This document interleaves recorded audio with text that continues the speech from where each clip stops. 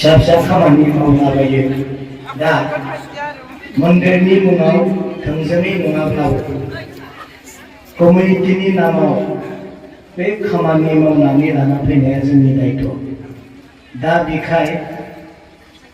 बाराथ' गिदिर नङा डिस्ट्रिक्टनि नङा होमबा डिस्ट्रिक्टनि आंनिफ्राय आं हाजासे नाजानायजों बे बाथौ थानसालि लुफुंनो थाखाय 20 गाहायावहाय 19 लाख 20 गाहायाव नङाबा जोंहा अनलाइन टेन्डार जायो बेनिखाय 20 थाइसे थाइनै खमब्लाबो बा 19 लाख 50,000 19 लाख 50,000 आं बेयाव कमिउनिटिनि नामाव होगोन आरो आं दाखालिनो बुंदों भेरगाव ओनसोलाव दाखालिबो 19टा दालायखौ लानानै मोनसे आफाद बेवहाय जादोंमोन जथुमा 19टा टयलेट ब्लक आं बानायग्रोगोन गिबियावनो आंखौ बिथांमोना आलासि महरै लिंहरदों दान दावजेननाय बिराद मोनसे मोजां माबायावनो बिबानावनो आंखौ होजेनदों आरो बेखाय आं सनमान महरै आं दाखालि बै माबाफोरनि सभा जोंहा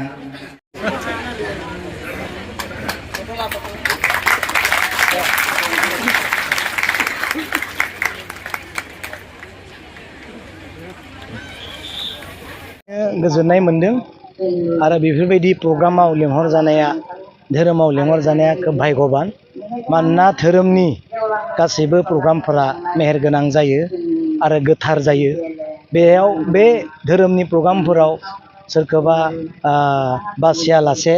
लेंहरनाय जायो बयखौबो उन्दै गेदेर धोनि निखावरि बयखौबो लानानै बे मोनसे धोरोमनि हाबाफारि बेयाव फैनो मोननानै आं गोजोननाय मोनदों आलासि हिसाबै लेंहरनायनि थाखाय आरो आं बेवहाय बेखौनो बुंदों जेब्ला जों धोरोमाव थायो जेब्ला जों इसोरखौ जों मोननो हास्थायो इसोरनि गियान इसोरनि बुद्धि इसोरनि अननायखौ जों जेब्ला मोननो हास्थायो अब्ला जोंनि साननाय नोजोर गासैबो गोथार जायो आरो रावनिबो जोङो इनाय साननो हाया सोरखौबा गाज्रि साननो हाया गुबुननि गाज्रि मावनो जों गोसो जाया जिखि जाया जोङो धोरोमाव जेब्ला थायो अब्ला जोङो मोजां खामानिखौ मावनो जों गोसो जायो आं बेखौ बेवहाय बुंथिदों आरो लोगोसे जोंहा बेवहाय गोदान माबाया नङा होमबा गोदान जोंहा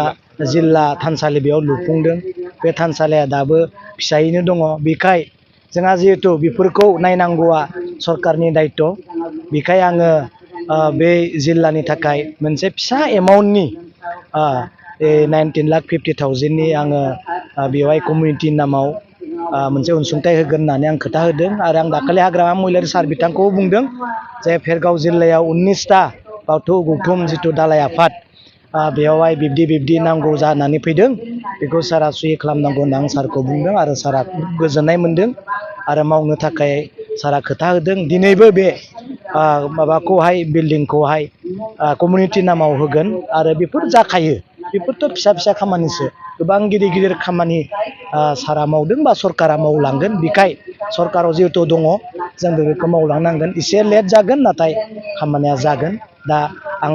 बे भेरगाव जिल्लानि बाथौनि धोरोमनि दैदेनगिरि बिथांमोनखौ आं गोसो गोरबोजों हामबाय होनदों आरो बिब्दिनो लोगो मोनबाय थागोन होनना आङो फोथायो।